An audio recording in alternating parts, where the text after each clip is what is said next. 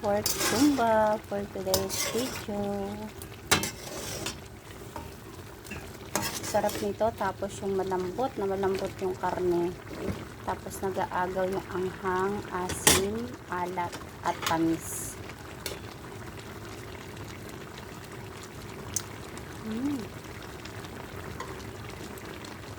Yung hinahanap-hanap kong lasa. So, patuloy lang natin ng kaunti at pwede na yun.